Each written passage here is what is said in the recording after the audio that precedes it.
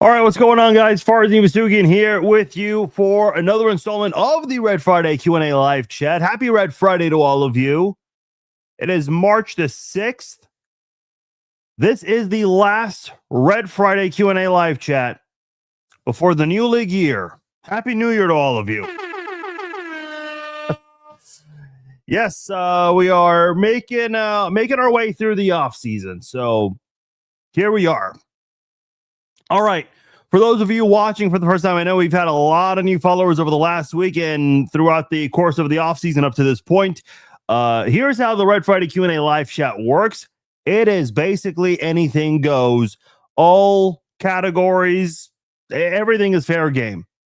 Now, the majority of them will revolve around the Chiefs and the NFL, but you guys get to control the topics. Ask me whatever you want, Chiefs, NFL, KU, if you guys want to hear me bitch and moan about that right now, which I probably will, whatever questions you have, ask them below. Let's chat it up. And if I missed your question, didn't see it the first time, that happens sometimes, just ask it again, and I'm bound to see it at least a second time.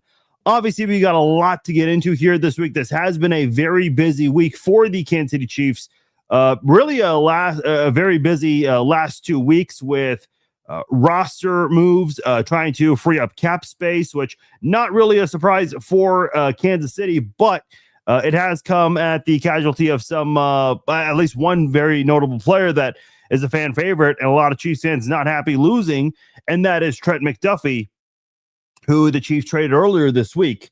Look, the salary cap is not a myth. It's not fake. It's none of that. I mean, it is a real thing. And at the end of the day, when the Chiefs make these moves, they don't do it because they want to. They do it because they have to.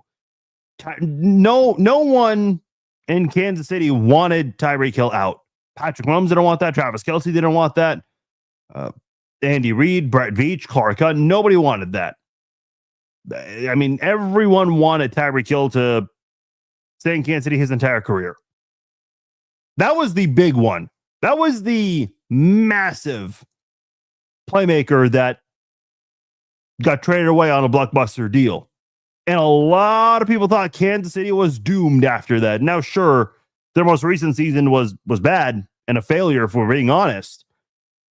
But the other 3 seasons before that, without Tyreek Hill, they made it to a Super Bowl, winning 2 of them back-to-back.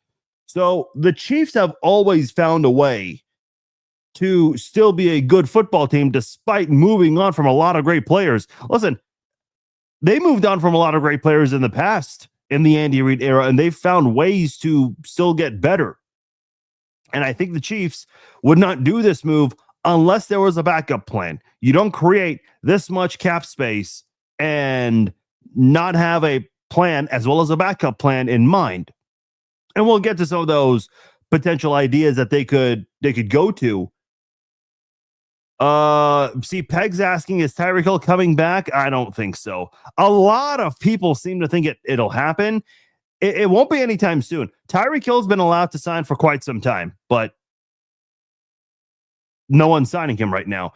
I heard Ian Rappaport on NFL, Sirius XM NFL radio this morning, and he mentioned that we're probably not going to see Tyreek Hill sign with a team until September or October, might not even be middle of the season. So if you're one of those Tyreek Hill hopefuls that wants to rock the number 10 red jersey one more time with Hill's name on the back of it, might need to wait a little bit on that before you can get confirmation on it. But I think at the end of the day, the Chiefs will always have a plan. And listen, if they found a way to win back-to-back Super Bowls without Tyreek Hill, that first year without Tyreek Hill, the offense was great.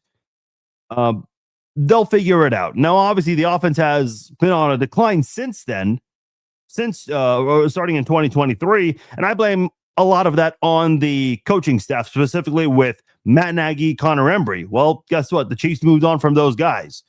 I know Andy Reid has a very close relationship with Matt Nagy, brought him back after his time in Chicago as the head coach there, winning coach of the year at one point, but the offense, I mean, listen, I've shared the data with you guys. It's not an accident that the offense just had this big drop off emphasis on the word drop, ever since the Chiefs changed their offensive coordinator and their wide receivers coach in 2023. With Bieniemy back, with Chad O'Shea part of your coaching staff, with DeMarco Murray part of your coaching staff, I do expect a big improvement from the running back and wide receiver positions. I really do. Listen, not that I'm advocating for this to happen, but hypothetically, if the Chiefs brought back the entire offensive roster from last year, meaning Pacheco and Kareem Hunt as your running backs, which again, I know is not ideal, and that's not what I'm suggesting, having Rice, Worthy, Hollywood, Thornton, Juju, I think that offense would do better. Look, I told you guys many times, I don't like to discuss hypotheticals or things that didn't happen. But the one hill I'm willing to die on is, man, if Eric Bieniemy was the OC last year, I think that offense would have thrived and have done so many great things. We'll never know, probably. I still believe in that trio of Xavier Worthy, Hollywood Brown, and Rashee Rice. I know you guys don't like when I say that, specifically with Hollywood Brown. Listen, I like Hollywood Brown's skill set. If Hollywood Brown was like your number one wide receiver and Worthy and Rice didn't exist, your wide receiver room would be in trouble. Hollywood's role was supposed to be a key contributor with a crowded room full of great speed at that position. We just never really saw that come to fruition, unfortunately. So we'll see how that goes. Appreciate you guys coming in here. I see a lot of questions, a lot of comments here. If you haven't already, please comment below with your question. Let me know what's on your mind, and I will get to your guys' questions shortly. Hopefully, I'll have good answers for them. We're on TikTok, Facebook, YouTube, Instagram, X, so I'll make sure I check all of them. So if I don't get to your question right now, I'll certainly get to it a little later on. This one, I think a lot of people might ask this, so I'll get this out of the way now, and I'm sure you guys see it in the title. So the Chiefs have been linked to two big free agent running backs, Super Bowl MVP Kenneth Walker and Jaguars free agent running back Travis Etienne Jr. Who would I rather have between those two? I know Travis Etienne Jr., I think he turned 27 this past January, if I recall correctly. Yeah, he did. And Kenneth Walker, when did he turn 25? In October. So he turns 26 this year. So Kenneth Walker is slightly younger than Travis Etienne Jr. Let me just start off by saying this. I do have a preference. That preference is Travis Etienne Jr., and I'll explain why in a moment. But could you really go wrong with either one? I mean, it kind of feels like one of those decisions that, okay, maybe you have a backup, maybe you have a plan, but also a backup plan. And I think that's a really big part of free agency as well as the draft. But I would not be upset with either one. The reason I prefer Etienne over Walker is because I think Etienne is far better suited for Andy Reid's offense. And not only that, and I don't think Etienne gets enough respect for this, Etienne is one of the better guys when it comes to protecting the football. This past season, didn't have a fumble. Last year had one fumble, I believe. The year before that, no fumbles. Now, I know in 2024, didn't play some games due to injury. And I think with lack of production, just wasn't as good that season. He had a nice bounce back year in 2025. But in 825 touches in the last 3 years, Etienne's only had one fumble. That is pretty damn impressive for that position. You give anyone the football 825 times at running back, they're bound to fumble a couple of times. But Etienne's been pretty damn good with protecting the football. And Kansas City needs that. And look, we don't know what I know a lot of the discussion today might revolve around the offense and maybe not as much on the defense. But I think defensively speaking, my biggest knock on the defense, even though they've been a top 10 defense for the last 3 years and have been the biggest strength for the Chiefs during those 3 years, the sack production and the takeaway production has dropped drastically. I think during Nick Bolton's postseason press conference, the question was mentioned. I can't remember if it was by a reporter or by Nick Bolton himself, but this was, I think, the worst season for the Chiefs under Spags with takeaways and sacks. That's got to be better, especially when you're paying George Karlaftis a lot of money. I know that part of his contract, I think, does not kick in until next year. Chris Jones is getting paid a lot of money. And look, with the amount of cap space you have freed up and the draft capital you have also received from the Trent McDuffie trade, you should be able to plug a lot of these holes that you have on your football team. I mean, you did this in 2022, and you got a lot of key contributors. Listen, I'm a big fan of Brett Veach, and I never understand the consistent complaining about Brett Veach. Have his last couple of drafts been good? No. Actually, I will say this. I do want to do this exercise real quickly while you guys are asking questions. Okay, David's asking, Love at the 9th pick on TikTok? No. I mean, dude, I want Jeremiah Love so badly. Like, of those 3 running backs, Kenneth Walker, Travis Etienne Jr., and Jeremiah Love, give me Jeremiah Love. But he's not falling to Kansas City, and I don't know if the Chiefs are willing to give up the entire store for moving up a few picks to get Jeremiah Love. As great as I think he's going to be in the NFL, I just don't know if you really give up that much, because there's always this thought of, you never know. Remember when Glenn Dorsey got drafted? Everyone thought that, well, maybe not everyone, but Mel Kiper sure as hell thought that was the best defensive player to come out of the draft in the last 15 years. Well, we never really saw that Glenn Dorsey, unfortunately. But somebody asked me a question, and they asked me, how many percent of Brett Veach's draft picks do I feel like he's missed on?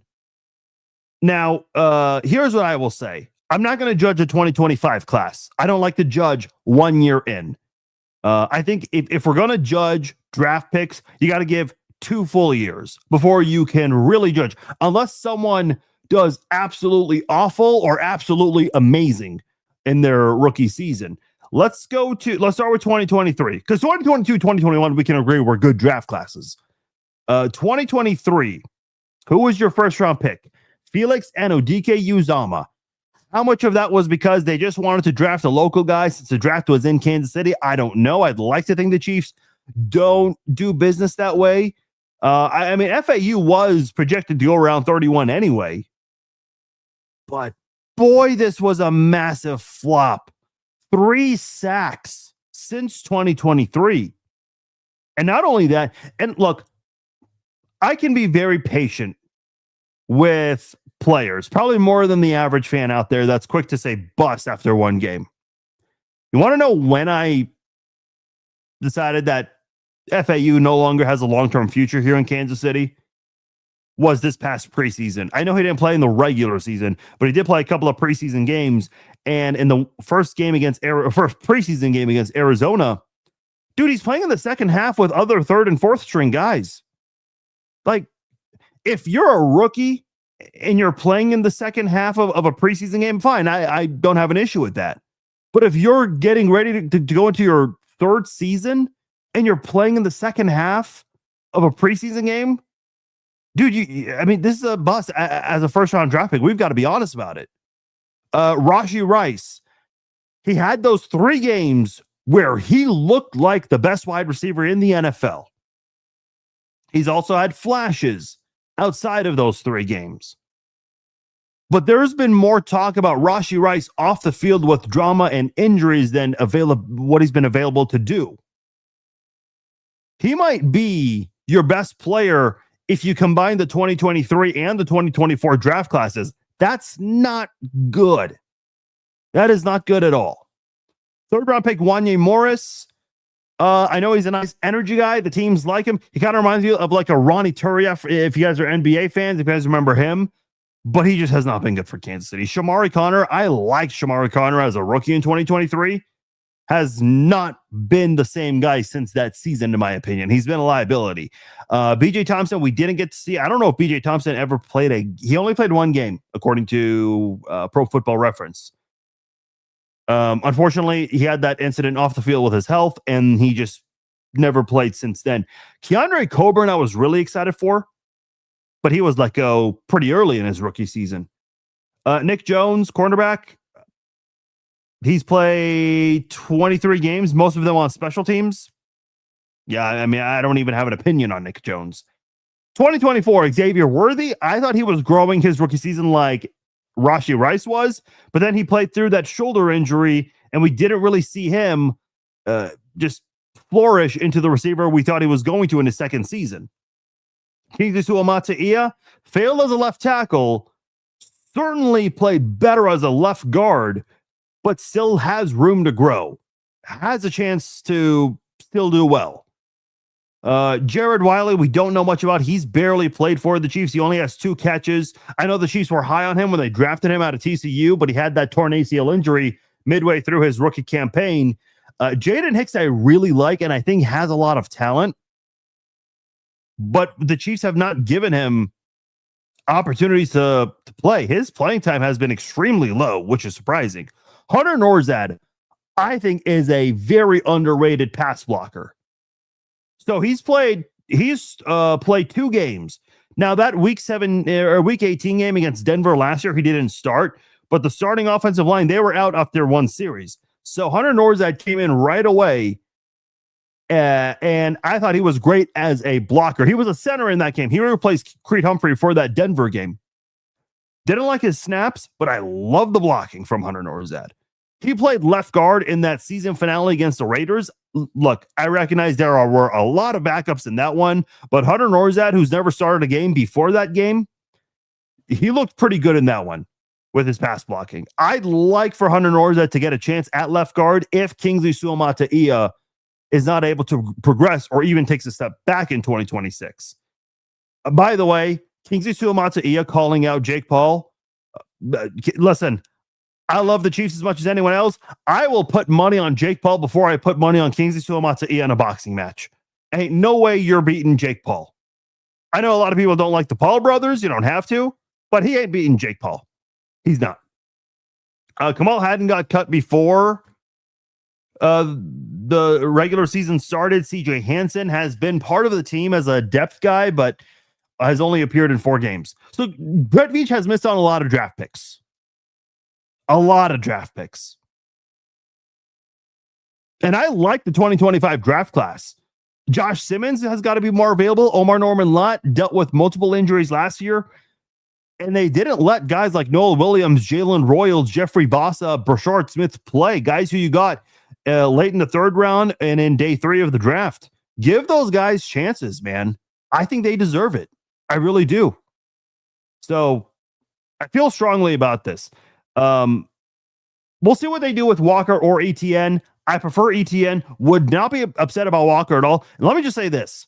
If you get Walker, Kenneth Walker, the reigning Super Bowl MVP, dude, if I'm working for the Kansas City Chiefs in their marketing department, which probably has to be one of the easier jobs in the NFL today, when you look at all of the other marketing teams from the other 31 NFL teams, dude, if you get Kenneth Walker, the marketing strategies talking about the 2 Super Bowl MVPs on your team, oh, that's a lot of fun to put out there for the public. That's a lot of fun. All right. Enough of me talking. I am going to start answering your guys' question. Let me go to Instagram. I know I don't check Instagram as much as I should, so I'm going to go there first. Redwood Scooter says, which happens? Sign Cook, B, sign Watson, C, both, D, none. I mean, the Chiefs, how many second contracts have they given since Eric Berry? The only one I can recall is Najee Johnson, and that was on a tender deal. I mean, they just don't give second contracts to defensive backs. The last player they did that for in terms of big money was Eric Berry. Both Brian Cook and Jalen Watson. And again, I think that, like I said earlier, with this defense, they don't get a lot of sacks. They don't get a lot of takeaways. So statistically, these defensive backs have not thrived, but they're good. And I think they're both, listen, teams will recognize it. Fans won't. The media might not. I don't think either one's coming back. And I really hope I'm wrong. If I had to pick one, I want Brian Cook to stick around, man. I really do like Brian Cook, and I like Watson too. I think Watson's due for a big deal, and I don't know if the Chiefs are willing to pay what he might be asking for. I mean, they weren't able to afford McDuffie. I think with the cornerback position, Noel Williams and Christian Fulton, they showed me some good things when they filled in last year towards the end of the season. So I'd like to see those guys get an opportunity. Maybe Christian Roland Wallace is going to be your slot cornerback. Maybe they find someone in the draft. I don't hate the cornerback position. In fact, I think Noel Williams should get a lot more playing time. That guy needs to be a starting cornerback for you. When he was on the field, good things happened. So let's get Noel Williams for 16, 17 games and see what it looks like.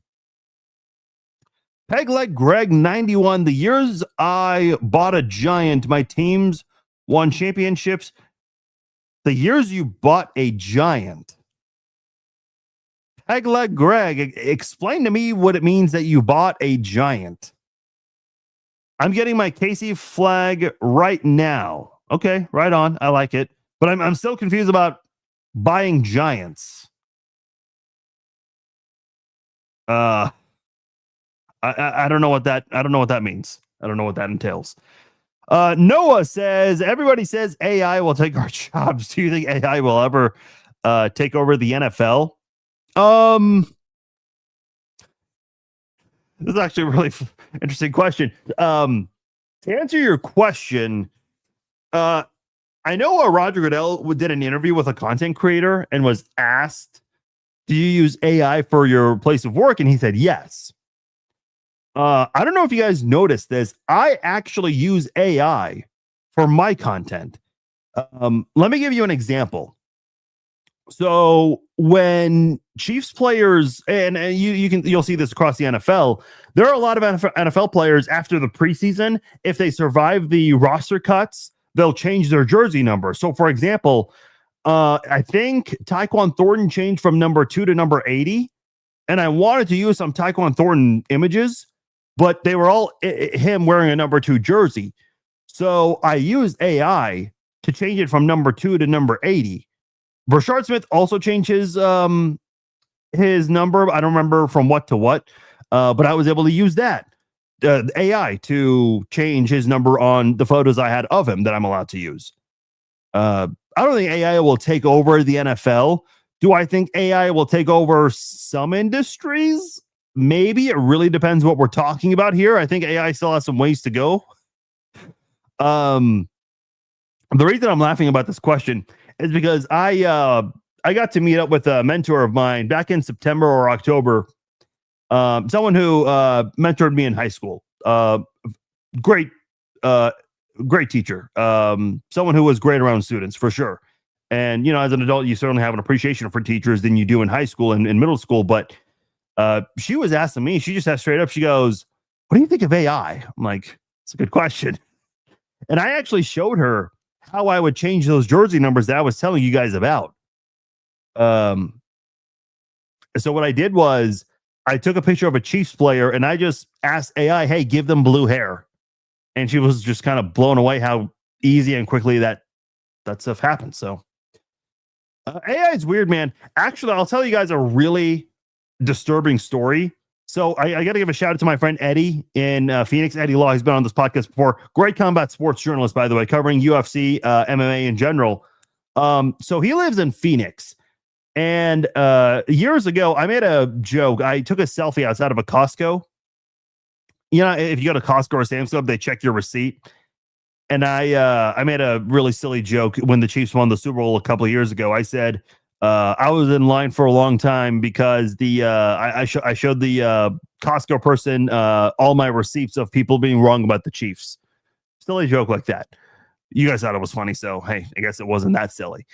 Anyway, there was an AC heating and cooling company in Phoenix. They took that image of me and they turned it into AI, and it's basically me walking and talking about heating and cooling and why you should go with this company. And the voice was not even close to mine. It sounded weird and odd and stupid. I'm like, I feel violated. This is AI. Welcome to 2025, 2026 now, I guess. Yeah, Kelsey not coming to a deal yet. That's weird. And there have been some reports recently about being a sports broadcaster. Now, listen, I know Drew Brees, and I think there was another player. I think Jason Kelsey as well, and I'm sure one or two more. I think Tom Brady as well.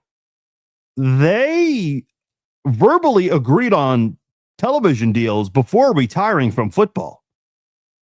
So it's normal. It'd be normal if Travis Kelsey agreed on a TV deal, but also agreed to come back for one more year.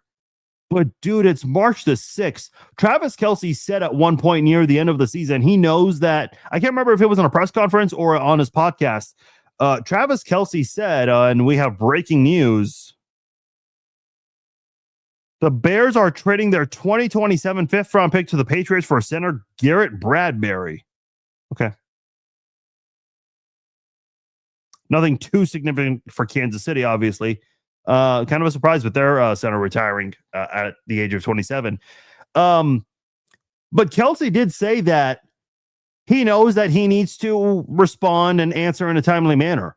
Now, Brett Veach in his press conference, Brett Veach said a lot of things in his press conference, such as, hey, we'd love for McDuffie to stay. We would, Jawan Taylor may stay. Obviously, those two have been cut or traded by now. But he also said something else in that press conference. He said that, they're preparing for the offseason with or without Travis Kelsey, and you have to. Listen, the Chiefs right now have $24 million in cap space. And I don't know, maybe they'll find ways to clear that up again. I know if you let go of Drew Tranquill, that will free up $6 million. We'll see if they want to go that route. Maybe they restructure one more deal. That is very possible. But I'll say this. You can't just have all this money sitting here and for Travis Kelsey to not be willing to give you an answer. I love Travis Kelsey as much as the next Chiefs fan and the next Swiftie. But, dude, if he does not give you an answer, you can't just hold all this money in your disposal and not spend it. Dude, if Travis Kelsey's not giving you an answer, you got to spend the money that for players that are available, for players that are willing to commit. And that's why I'm hoping, and I agree, Stacey, hopefully we find out very soon. I'd like to think within the next 5 days, right before the new league year begins, we get that answer. The Chiefs have not re-signed anybody yet. Keyword on yet. That's a bit of a concern to me right now. Because nobody is, the one guy on your team that was looking to hit the bank this offseason is Trent McDuffie. He's been traded. Nobody else is looking to become the highest paid player at their position. No one. So I'm a little surprised we haven't had any re-signings up to this point. Not with Kelsey, not with Chanel, not with Thornton, Ariza, Winchester, nobody. That's a little bit of a concern of mine. And again, I'm normally a patient guy, but that's a little weird.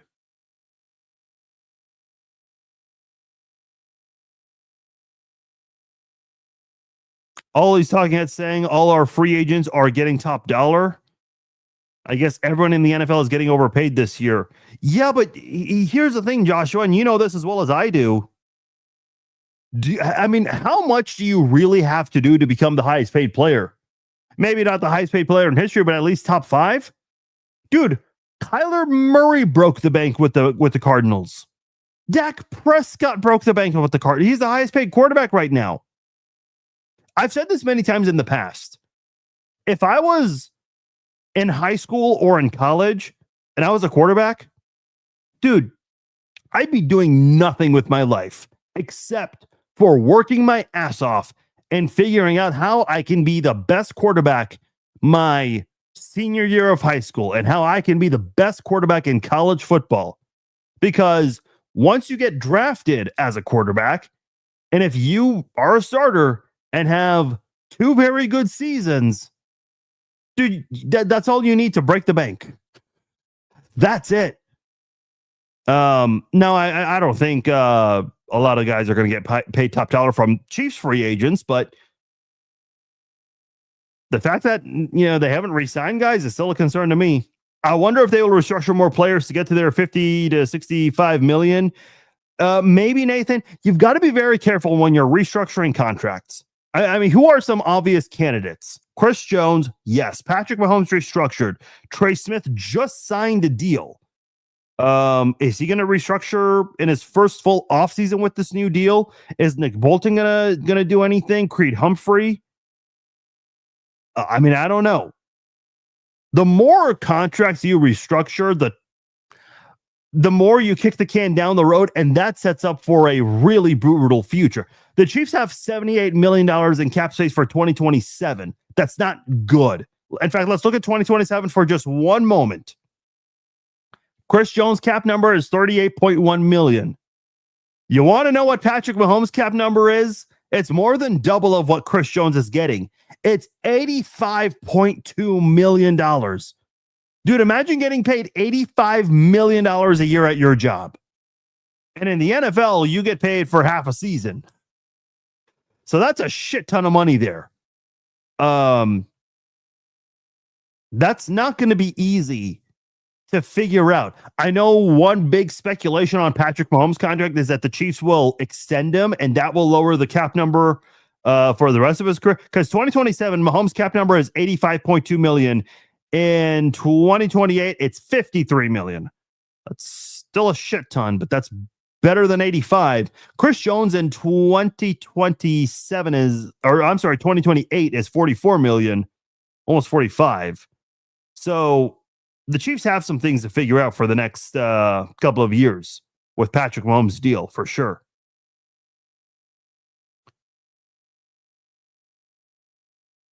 Yeah, Redwood Scooter just has to you restructure 95. His cap hit is huge, but I don't like adding multiple years to his contract. Yeah, see, that's the thing. Like I said, that is a very dangerous line to be walking on. Can I repeat the Kelsey stuff? I mean, yeah, all I really said was hopefully he makes a decision soon in response to someone else's, Stacy's comment. I mean, the fact that they haven't agreed on anything up to this point is kind of surprising. But I'd like to think we get it in the last 5 days or next 5 days. Because Kelsey did say before the end of the season, he's like, yeah, I know I need to give them a decision at some point.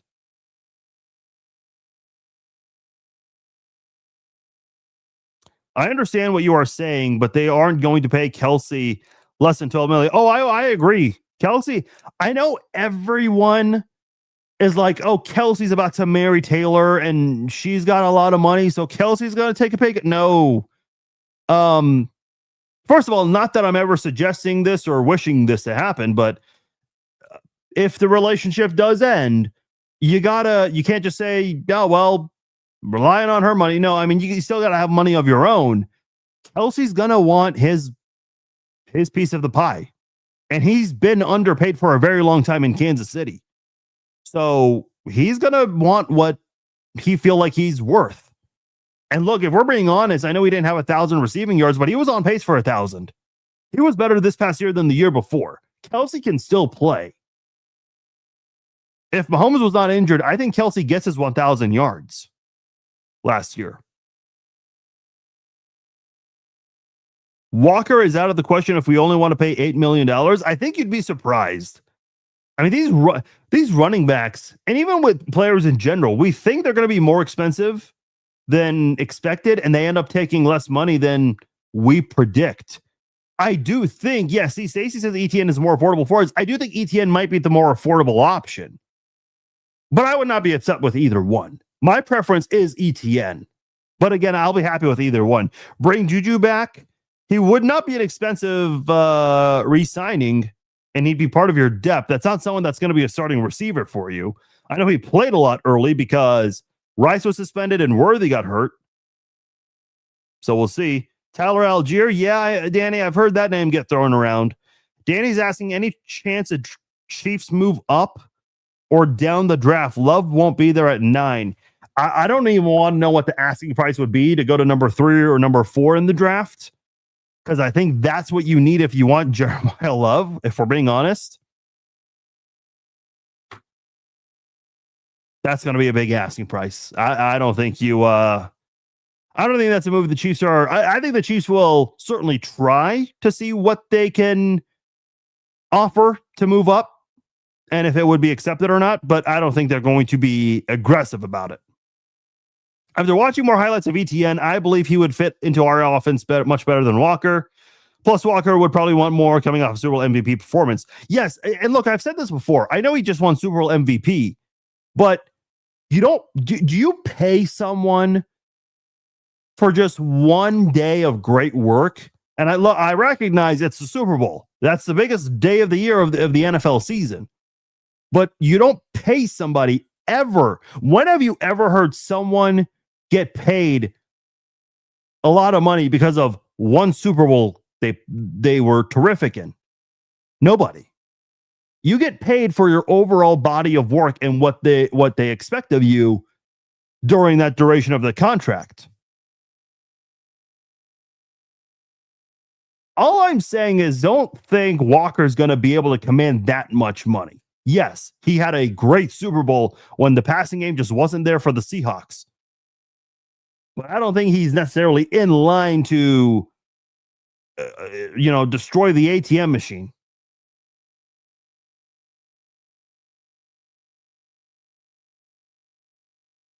Listen to sports radio in the morning in KC, and they ain't drafting anybody worth a damn. I don't know what that has to do with listening to sports talk radio in Kansas City, which is not good, by the way. Are you referring to their speculation of? I mean, listen, there are good players at 9 and 29. And knowing Brett Veach's history of finding good players outside the first round, they'll be able to find that talent. I would try to restructure big contracts except Jones.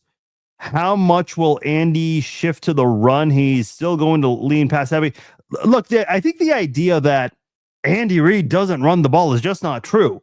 Is he a pass first guy? Yes. A lot of people are pass first in the NFL today than ever before, unless your running backs are Derrick Henry, or if you're the Eagles with Saquon and the tush push.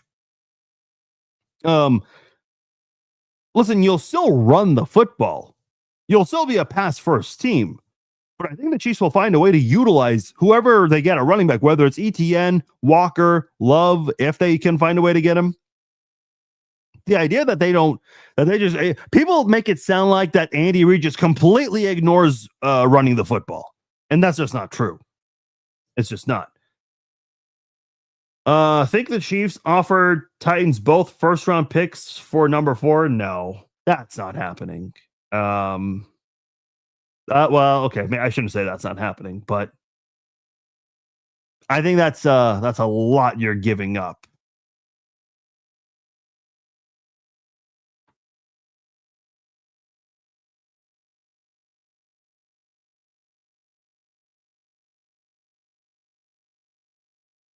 Which defensive end do you think we sign in free agency? I don't know if you're going to sign a notable free agent at the edge rusher position, because those guys are going to want a lot of money. Look at last year, guys like Myles Garrett and Max Crosby, who might be on the move very soon.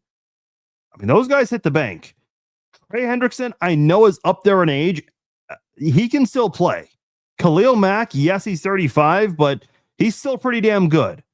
Now, I don't think Khalil Mack will command a lot of money.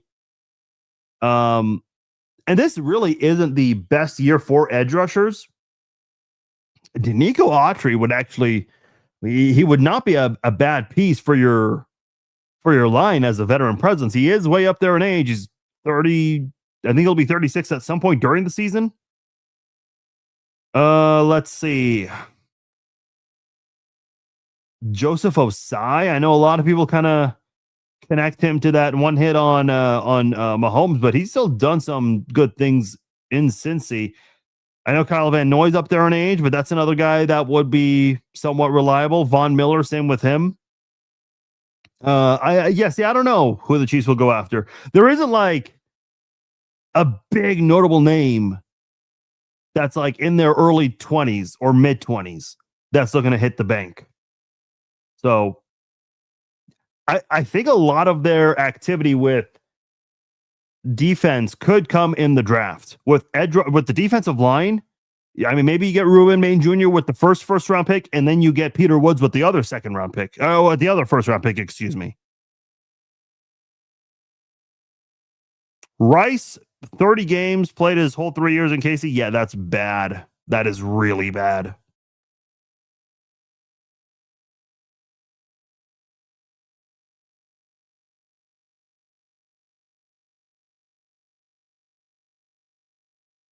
Okay, we've got some people in the chat who think they would box and beat Jake Hall. I have terrible luck picking out jerseys. Anyone want a McDuffie jersey for cheap? That'd be interesting. You know what would I had some bad luck with jerseys as well. Eric Berry, Marcus Peters, Kareem Hunt. I was like, you know what? Kelsey and Mahomes, their jerseys are good enough. In fact, I think nowadays with sports apparel, especially with what you see at like a rally house, and then you have what's that? Charlie Hustle, Homage. I mean, there are some like smaller companies. Made in KC has a lot of great apparel. Chiefs, Royals, or just Kansas City in general. I think those kinds of shirts, hats are better than jerseys nowadays, in my opinion. I mean, I'm trying to think. Well, other than like a Super Bowl jersey, because that's like a big collectible. I haven't really like been in dire need of wanting, a player's jersey. I'm content with my Mahomes and Kelsey jerseys. They have served me well for many, many years.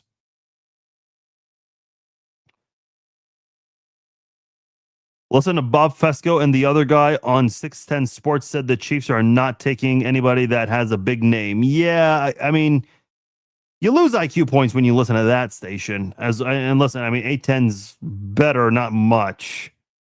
I mean, like I said earlier, sports talk radio in Kansas City is just not good. Listen, I interned at one and worked at the other. I think sports talk radio has really declined over the years in Kansas. It's been bad for a while. I think Petro's really, really good. But man, sometimes I'll just listen to a show. He comes back from break and they're spending 5 minutes talking about what they see at a hen house.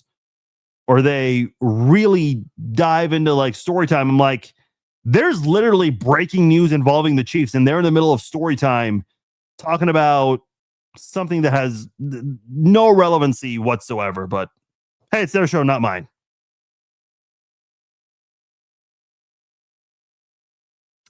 I heard AI will take over basketball where the players will just be holographic and use their stats. Not that this is AI. I mean, this is kind of off topic from what you just said, Seth, but I'm a little interested in seeing that court for the Big 12 tournament next week. That's going to look interesting. Spending a lot for a running back is scary. Not really when you desperately need a running back.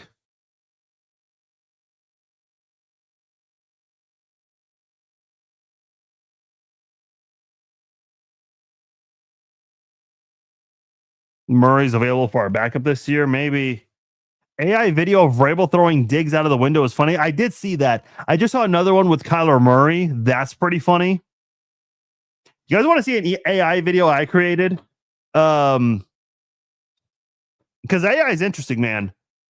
You just tell it what you want, and you've got to be very descriptive. And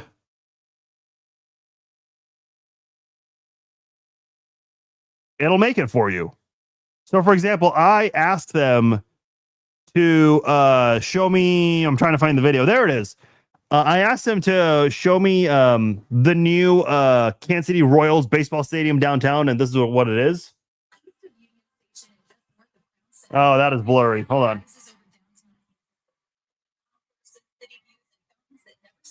It's the Royals' new home. To the east of Union Station and just north of Crown Center, a new crowd rises over downtown Kansas City. Open concourses, city views, and fountains that never stop. It's the Royals' new home. To the east of Union Station and just so You can do that. I also decided to be a little creative, and I asked for like a helicopter with a latch to, or with a hook rather, to latch on to Arrowhead and carry it over to the Kansas side of the state line, and this is what it gave me.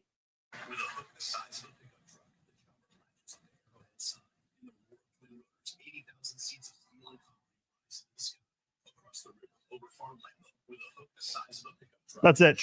You can only do 8 seconds without paying anything for it, but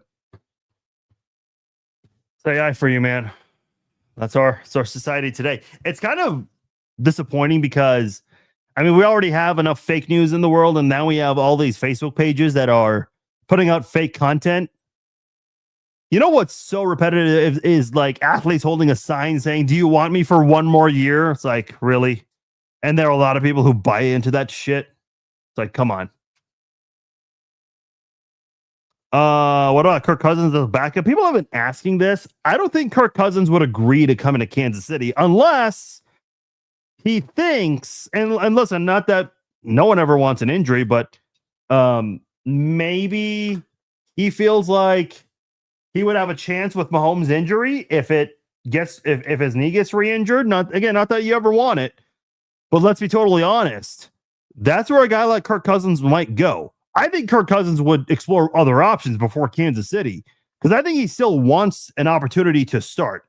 Like he wants to have a legitimate shot to start in week 1 and be able to keep that throughout the season. And Kansas City would not be that place for him. Like let's say he doesn't play. Mahomes doesn't play the first 2 games and Kirk Cousins did. And even if Kirk Cousins looked good, we know he's not keeping that job. He's absolutely not.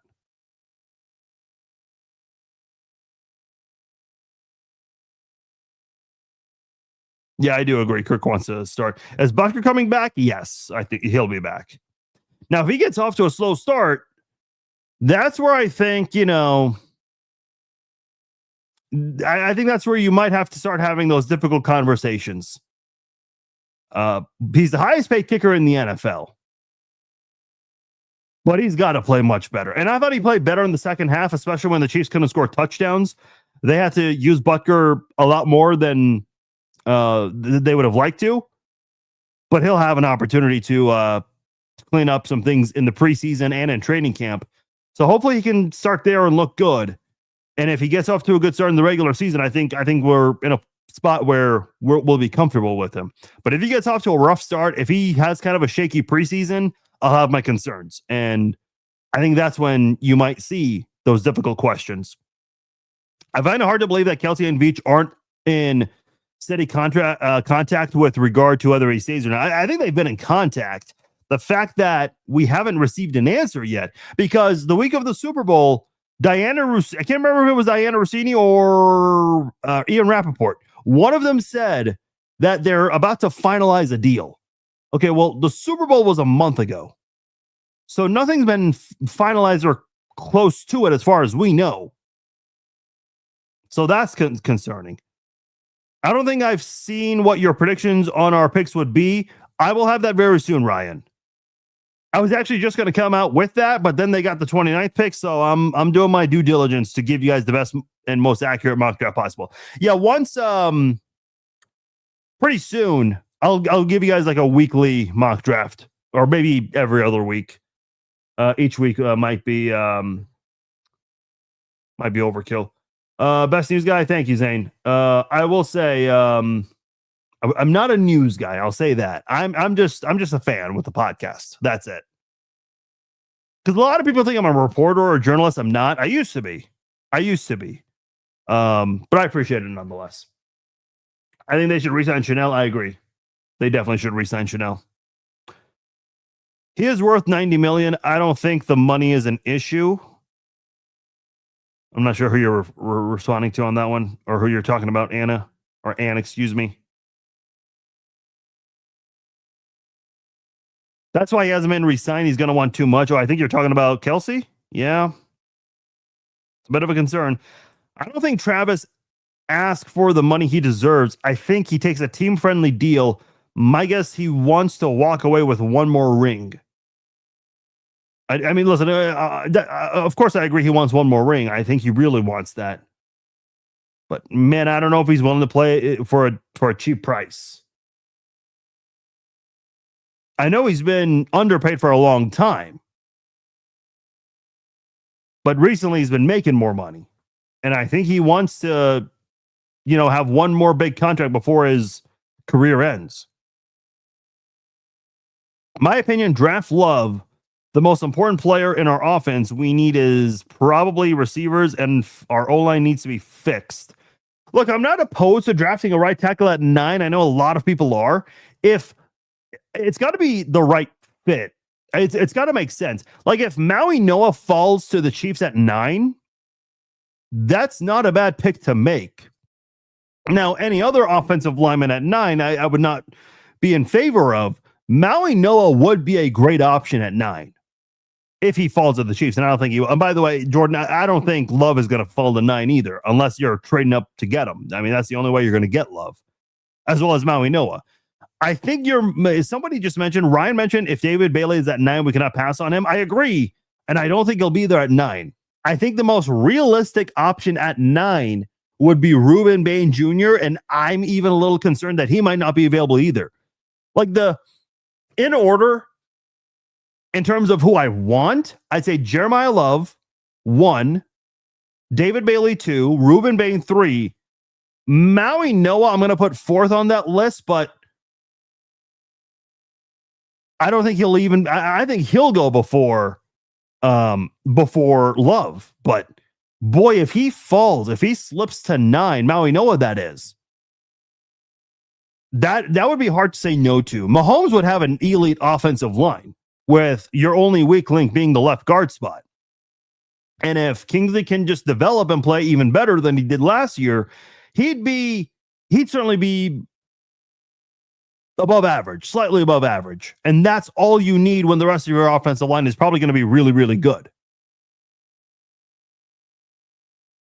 But listen, I'm also not opposed to, I'm big on the line of scrimmage. Like that's where games are won and lost. So if you draft, Ruben Bain Jr. at 9, which I think is more likely than Bailey, and then you get a guy like a defensive tackle like Peter Woods at 29, that would not be a bad first round at all for Kansas City. You might solve a lot of issues on your defensive line, and you'll have guys like Omar Norman-Lott and Ashton Gelati as part of your arsenal on that defensive line. And that might be what Chris Jones really needs to see less double teams.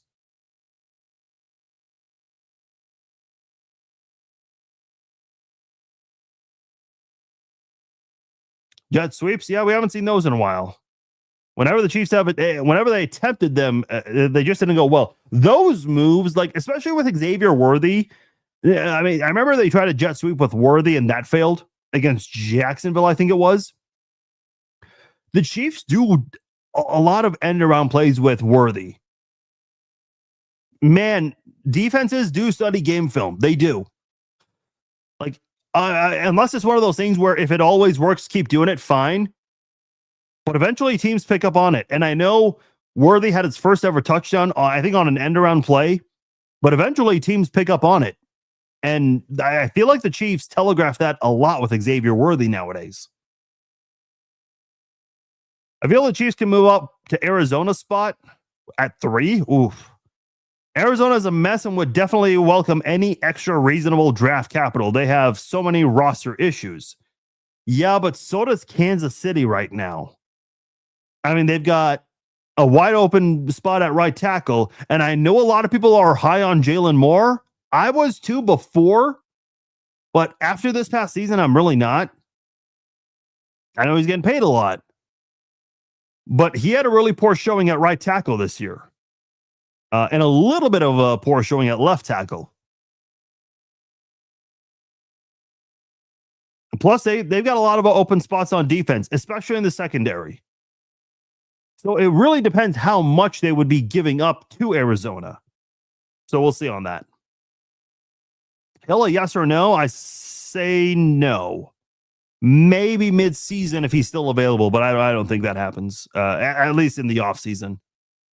Larry Johnson, dude, I remember being a kid when Larry Johnson, dude, I was so upset when things did not work out with Larry Johnson. I had a Larry Johnson hat. I mean, there generally aren't hats specifically for players. I remember for birthdays and Christmases, I was just asking for Larry Johnson merch. I had this nice holographic poster, kind of like what you're seeing right here. Yeah, next to me, I can't tell. There, yeah, right there. The mirror kind of confuses me on my screen, but it's this holographic poster of Larry Johnson just running across. Dude, like I had that of Larry Johnson. I was so disappointed when things just did not work out with him in Kansas City, but shit happens, man. Brian Westbrook, Shady McCoy, those were running backs in Philly. Those backs ate. Yeah, oh, absolutely. Yeah, running backs do really well under Andy Reid's system. And I would even say, like, especially with Bieniemy in Kansas City, whether it's as a running backs coach or as the offensive coordinator, the running backs have thrived in Kansas City.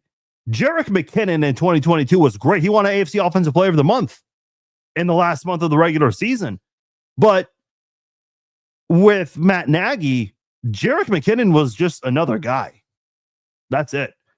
Go OG jersey like Charles Gonzalez, Neil Smith, DT. If you're getting a jersey, Neil Smith, by the way, will be joining us for the first ever Chief Zone Live. That'll be March 29th at the Kansas City Convention Center at Planet Comic Con, as well as Duran Cherry. So if you haven't already, go to planetcomiccon.com, get your tickets there, and come see Neil Smith, Duran Cherry. You'll get a chance to meet and greet Neil and Duran before the Chiefs Zone Live, as well as after the Chiefs Zone Live.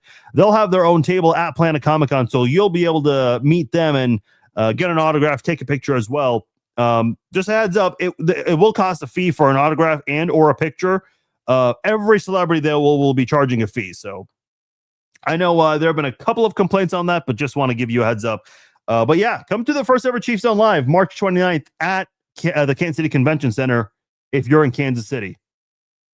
Had to use that opportunity to bring that up since you mentioned. Yeah, Redwooder, you're right about him.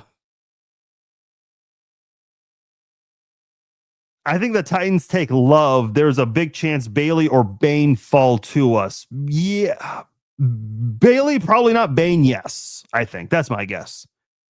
Yeah, listen, that wouldn't be a bad move for the Titans to go with Cam Ward. I mean, that'll probably help get their offense going, especially, under a new coaching staff too. I would like for them to use a 29th pick to trade up. Yeah, that's possible. Just depends with who and what you'll get. Do you think the Chiefs use the 9th pick to trade up? Yeah, Evan just asked that as well. So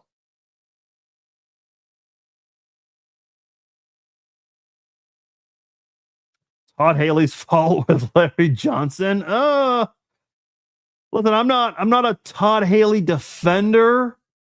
I don't know if I agree with that. I don't know if I would agree with that.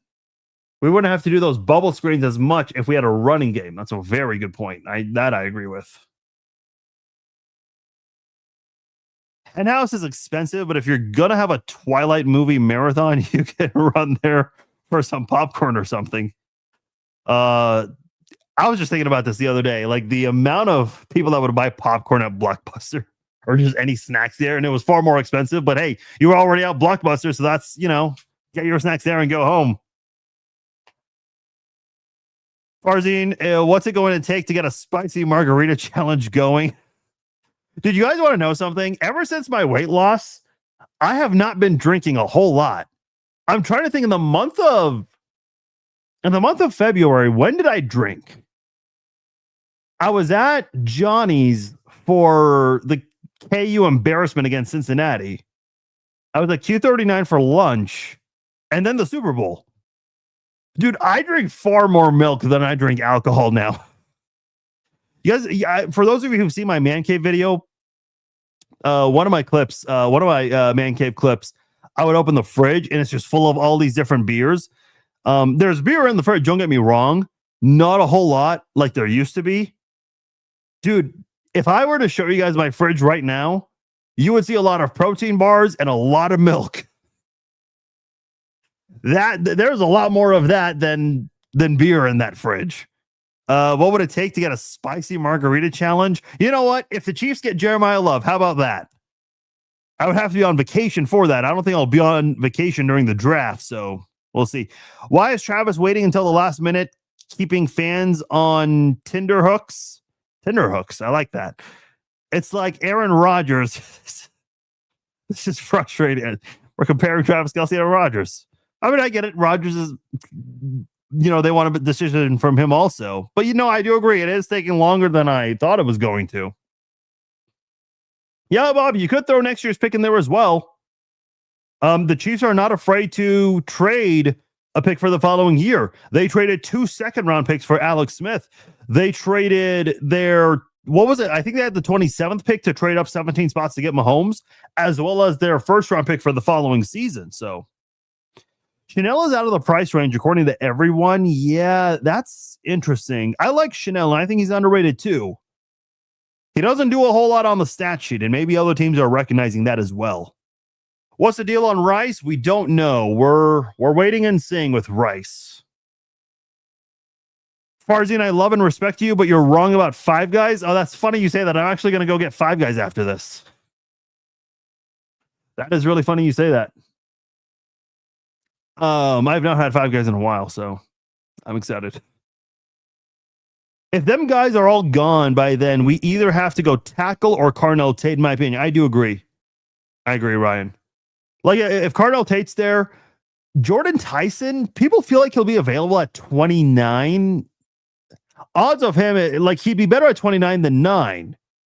But there also seems like there are people out there that are saying he's way underrated and should be taken sooner. Like, Jordan Tyson's going to be a very interesting player to watch in the first round.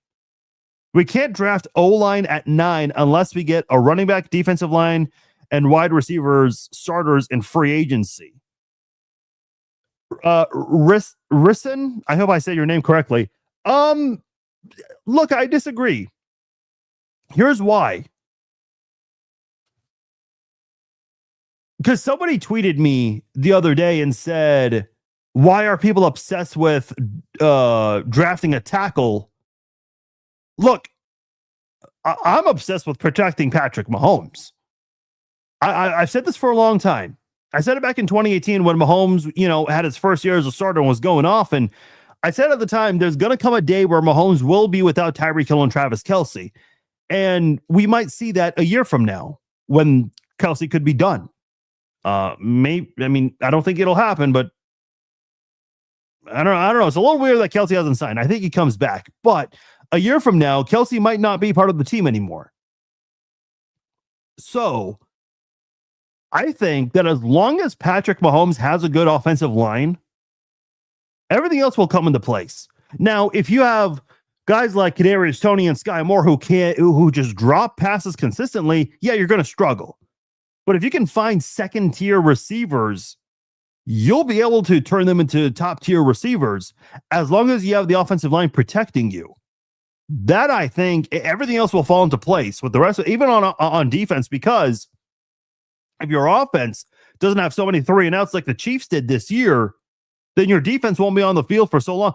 The Chiefs defense, they did great, all things considered, when you think about the fact that the Chiefs had so many 3-and-outs and the defense still went out there and came up with big stops. They may have not gotten interceptions and sacks a lot this year, like we talked about earlier, but at least they didn't let teams light up the scoreboard. I just feel like if you address the offensive line, and it doesn't have to be at 9, it could also be at 29. Though I will say Francis Mauigoa being available at 9, that's a great pickup right there. But anything to protect Patrick Mahomes. Listen, here's why I'm so critical of the method and approach the Cincinnati Bengals have with Joe Burrow, because Joe Burrow is a great quarterback. But you paid Joe Burrow, and you also paid T. Higgins, a number 2 wide receiver. Why in the hell would you need to pay a number 2 wide receiver when you already are paying QB1? If you want to keep an elite receiver like Jamar Chase, That is, no one's going to fault you for that. Jamar Chase is elite.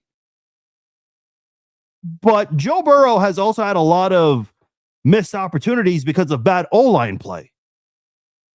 And listen, I know they have a lot of issues on defense, but Cincinnati, look, if the Bengals said, look, sorry, T, sorry, Jamar, we're not paying you guys, we need to address the offensive line, I think that's great news for Joe Burrow. But Burrow didn't want that because he and Jamar go way back to LSU. And quarterbacks are always going to want their receivers. But man, if you just have the right offensive line in place, quarterbacks like Patrick Mahomes and Joe Burrow, they can win with anyone as long as it's not, someone consistently dropping passes. That's why, because I saw it the other day that the Chiefs are last in spending money at the wide receiver position. That's not a terrible thing. They've been drafting a lot of wide receivers in the first and second rounds in recent memory. They got Rashee Rice, they got Xavier Worthy, Tyquan Thornton. He's not a draft pick of Kansas City's, but he is a former second round pick. Like, you have guys with talent on a cheap price with you. So that's not a bad thing. They've got to spend money, good money, and they've got to be smart about it on offensive line. The Chiefs have spent a lot of money on the offensive line recently. It hasn't been good, and that's why they're cutting Juwan Taylor. But paying Creed, paying Trey, yeah, that's smart right there. Drafting Simmons, who is probably going to be your left tackle for a long time, that's a wise investment. So that's why I'm not opposed to drafting a right tackle at 9 if it's the right player. And the only player that would make sense would be Maui Noah. And I think one other thing, you got to consider that Mahomes is coming off an ACL tear. So if you can give him every chance to have the best 5 offensive linemen possible, that's significant. That's very significant. Yeah, I know. Jamar Chase, I mean, he says a lot of things. Somebody put out the clip the other day because they were talking about Trent McDuffie moving on, and they put out all his accolades, and they also mentioned he's a boogeyman. I think it was Sleeper Chiefs that said he's the boogeyman to Jamar, which I thought was funny. Someone put up the clip of Jamar Chase complaining that the Chiefs double team everyone. First of all, that New Year's Eve game when the Chiefs won the West and they eliminated the Bengals from playoff contention, the Chiefs did not double team Jamar Chase. They only did it on 3 or 4 pass blocking snaps. Second of all, what's so bad about double teaming guys? Because in that same game, the Bengals heavily double teamed Travis Kelce. Like, you're not going to get on your own teammates, obviously, for double teaming guys. So, and listen, I feel bad for Jamar because he gets asked questions about the defense. Like, what are you going to do? Shit on your own defensive teammates? Of course not. He gave a funny answer like, they don't tell me what to do, so I'm not going to tell them what to do. It's like, fair enough. You have been heard. But, the idea that double teaming someone is a bad thing, like, come on. You're just mad you didn't have a good game. That's it. Who do I think will be CB1? Listen, I don't think Noah Williams would be a bad option for that. I liked what I saw from him last year. I wish he got more playing time. And I think in the last few games when, the Chiefs were out of it, he showed some good things. If he's still available, I picked Tate, the wide receiver from Ohio State. But our O-line is the problem. We need some players there, Jordan says. I think the only glaring hole on your offensive line right now is right tackle. S.A. Pole is a left tackle. He's never played right tackle before. Not opposed to experimenting with him there, but I think he's a good backup left tackle. I like him better than I like Jalen Moore, honestly. And I did not think I'd be saying that. I mean, we didn't know who S.A. Pole was a year ago this time. I still think we should move Simmons to right tackle. He's a beast at both sides, and Jalen seems better at left tackle than right. I know he's played some right tackle in college before Ohio State. I'm not a fan of moving guys around. I'm not. I disagree. I prefer he stays at left tackle.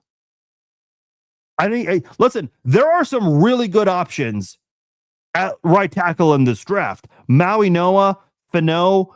I can't remember the name of the guy. If you guys can help me, but there's an offensive tackle from Clemson. He'd be a good right tackle as well if he's available at 29. Like, if you're really looking for a right tackle, there are a couple of good right tackles that might go in the first round. There might be 2 or 3 of them. So Kansas City has options there. Broken Skull, dude. I have not had a broken skull in a long time. That's a damn good beer. I love IPAs. Tank 7 and IPAs. I don't drink them as much as I used to, though. Are there pass rushers that you like in the first round? Later in the first round, if DE is not there at 9, Chuck's asking. That edge rusher from Mizzou is not bad. I don't know if he would go at 29. He might be more of a second round pick at 40.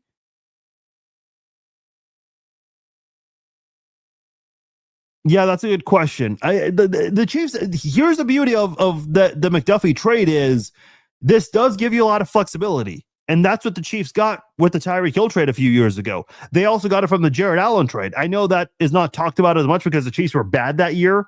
And they were still bad after that draft. But, you know, if they were under a better leadership, I think a lot of those draft picks would have been great players. They would have had great careers. Guys like Brandon Flowers, Brandon Carr, Jamal Charles, Glenn Dorsey. Glenn Dorsey was part of that draft class, right? Yeah, he was. Brandon Albert. So, man, I hated that Brandon Albert left, but it's a business. I get it. Left 5 guys. See, Bob speaks my language, man. The best beer, Rogue Hazelnut Brown Nectar. That's a mouthful, but sounds interesting. I am taking a screenshot. Hold on. Rogue, what? Rogue Hazelnut Brown Nectar. I'm going to see if any local liquor stores have that. Yeah, tornado sirens in Oklahoma. Yeah, man, be safe. I know there's hail expected tonight in Kansas City. That's just what I've read. Don't quote me on it. So yeah, be safe if you guys are out there.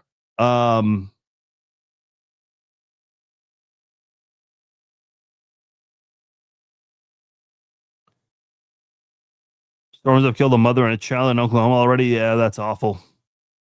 Yeah, I saw that. I saw a clip of that on social media today. So yeah, be careful if you're out there.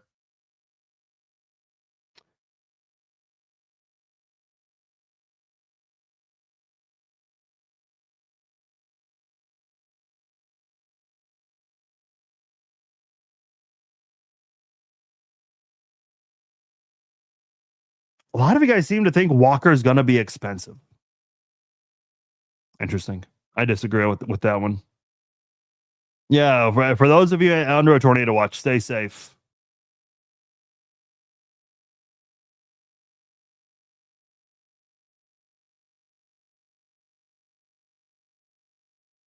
Farzin, can you give me any weight loss advice? Looking to lose 40 pounds.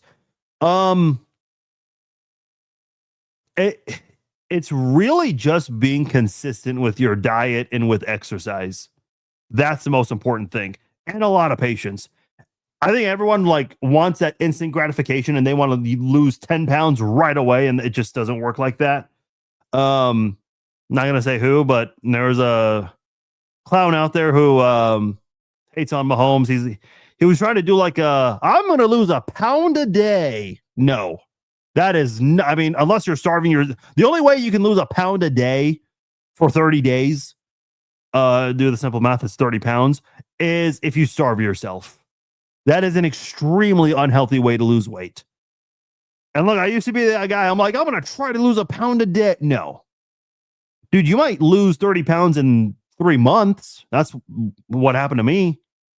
I think it was about 8 to 10 pounds a month. Now I'm at a point where I don't have as much fat. Still some fat, not as much. So I'm not losing as much. But yeah, I mean, be patient. It takes a while. If I can do it, so can you.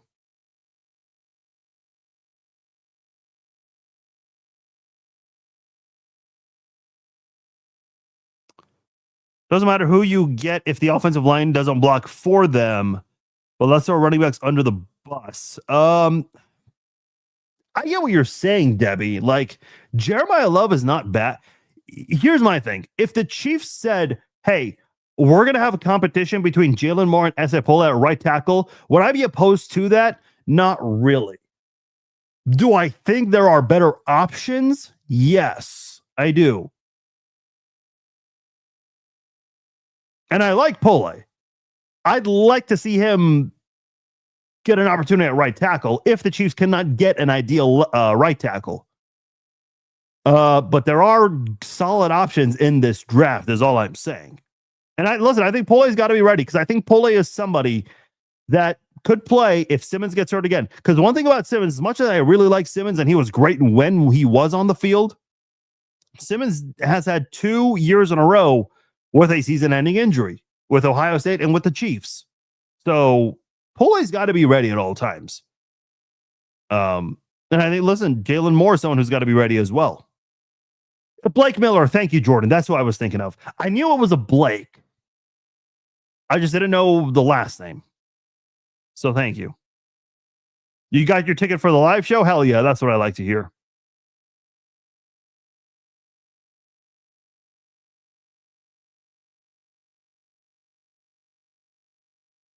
Yeah, I like Spencer Fennell, Brad, and he's a big boy. He's going to do some good things for Kansas City. Yeah, see, Teresa says no magic pill, diet and exercise. Yeah, see, I thought it was the same thing. I thought there was like a magic trick for this kind of stuff, and there's really not. It's just you've got to be consistent with that. Like I told you guys earlier, I'm getting 5 Guys after this, but I used to eat pizza and burgers a lot, and that's not healthy. I know Brian Urlacher was on the Pat McAfee show, and he talks about how he stays in great shape, but it's also because he likes to eat Skittles and M&Ms and ice cream and all these things. And listen, that's fine. There's nothing wrong with that. You got to have your limits with that kind of stuff as well. I think that's really important. My issue in the past has been my inconsistency with all of that. Have you watched Survivor this season? What's your opinion? I'm not a big fan of the cast. The episodes have not been bad.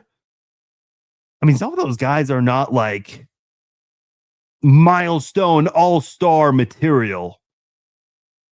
Like, there's no way they denied that many people and went with that cast. There's just no way.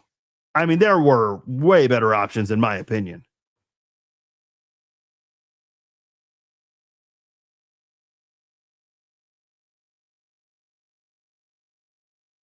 I like how Suri goes from Survivor to Big Brother, The Traitors, and now back to Survivor. Like, apparently Boston Rob said no. Since when does that guy say no to TV? What TV show has that guy not been on? He's been on like everything except for The Challenge and Big Brother. I mean, can't believe Survivor is still on the air. That show is old. Yeah, that's one of those shows that I thought was getting better up until the pandemic. After the pandemic, they did, dude, all these weird twists that they add to the game. It's like, come on, man, we don't need this many advantages in the game. Come on. I don't know. I guess Probst was like really bored during the pandemic and just came up with all these ideas. It's like, let's just have as many advantages as we can. Do I watch Beast games? No. I'm familiar with Mr. Beast. Not really a fan, considering some of the shit that was going on behind the scenes with one of his, I guess, co-workers that transitioned and the things that came out of that. Not because of him transitioning, but I got to be careful with my words, because social media is very, they're very strict on certain things. Basically, was talking to someone of an age that was not legal. That shit needs to be taken. Dude, there is a former mayor that's in serious hot water right now, as well as a gym teacher. And those stories are not getting the attention they really deserve. Like, I don't know if you guys watch Skeeter Jean or, Chris Hansen is doing this all over again. And I appreciate that. But it's also concerning because those guys do not run out of content. Like, bro. Anyway, I don't have a lot of respect for Beast. I know he's going to be on Survivor this year, but I don't have a lot of respect considering what he allowed behind closed doors. Traders is fabulous. Yeah, I love the Traders. I think that's the best competition show on TV right now. As far as what do I think of Caleb Banks from Florida 29? Put him, yeah, that's not a bad idea. Him or Peter Woods. Like if the Chiefs wanted to address edge rusher with the ninth pick, like a Reuben Bain Jr., and then get a guy like Peter Banks or Caleb Banks or Peter Woods at 29, I would be in love with that first round. That would be huge. Chris Jones might throw a party if that happens. And you got to consider, like, Omar Norman Lott, as much as I really like him, Kansas City second round pick last year, he missed a lot of games due to injury. And the Chiefs need that insurance policy. Mike Pennell might not be back because, he's up there in age and he's dealing with alleged domestic violence. So he might not be available. Just started Blind Spot. It's really good. I'll be honest, I haven't heard of that. Oh, yeah, you're welcome. I mean, I wasn't expecting to discuss that, but I mean, they got rid of the guy, but it wasn't until, the evidence came to the public's eye. Like, I'm not a fan of people who try to hide that shit. That's just not something you keep a secret. You just don't. Challenge and Traders are the best. Wanna laugh? Watch House of Villains. See, I don't watch a lot of reality TV. I don't know what I've heard of House of Villains. I know Wes was on it. Wes was a guest on this podcast once before. The challenge is awesome. I actually did not start watching the challenge until the pandemic. I wish I got into that way sooner. That's a damn good show. I like that. I binge watch everything that was available on Paramount Plus. It's actually pretty cool, like following the storylines of that show. That's a good show. Last couple of seasons, but man, like old school challenge, like I know it's not on Paramount Plus, but there are ways to find it. If you can find season 8 of the challenge, dude, that is such a damn good season. Like you had great players. You had, they were playing hard. You had some drama. You had all these different things. And then, there was that party element of it as well. Like that had everything that you want in a challenge season.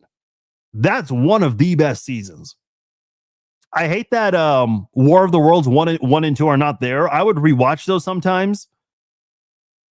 I don't know. There's a reason why they're not there. I know the reason, but dude, War of the Worlds 1 and 2 were really, really, really good. Because on War of the Worlds 2, they brought back the teams. I know they had it for season 40, but the team dynamic was just different. It just wasn't the same. Who was on season 8? There were a lot of players who are on season 8 that have only played one season. CT was on it. Darrell Taylor was on it. Kendall was on it. The Miz was on it. Who else? Oh boy, Katie. Coral was on, I think, that season. Like that's a damn good cast. Fars needs to audition for a reality game show. See, when I was in college, I wanted to do Survivor. Now I'm like, hell no. There's no way I would ever do that. I don't know why anyone would do Big Brother. Like, why would anyone sign up for that show? I do not have 100 days to just put away of my life. I don't. Like, there are people who quit their jobs to go on Big Brother. Like, unless you win the show, good luck in the work field. Plus, the way they edit people sometimes is a concern. I know they can't edit you to say things, but they can frame you in a weird way. That'd be a big concern of mine. Traders I would like, but Man, I can't leave work for even like a week. I don't know if you guys remember on the challenge they did pros versus Joes. No, that's a different show. Never mind. I can't remember. It was the challengers versus professional athletes. And Terrell Owens was on it, and he and CT got into it. Remember that season? I remember Michelle Watterson from the UFC was on it, and they're all just chilling in the lounge of the hotel where they were required to be at. Michelle Watterson has her phone, like she has her phone while talking to her family. That's because professional athletes are never going to give that shit up. I remember Big Brother did like a celebrity edition a few times, and it was far shorter than a regular season because celebs are not going to agree to being locked away for 3 months. And they let them tweet. They gave them some form of social media. It's like, yeah, I agree, Jason. Big Brother's awful. It used to be really, really good back in the day. You know, when you had like Janelle, Evil Dick, Dan Giesling. But when I started watching it was just bad. I started watching season 14. That was like a terrible season. Pros versus Joes was good. I remember Priest Holmes was on it, and he did the remember the signature 27 touchdown where he just like did those high kicks on his way to the end zone. He did that on Pros versus Joes. I remember that. That was awesome.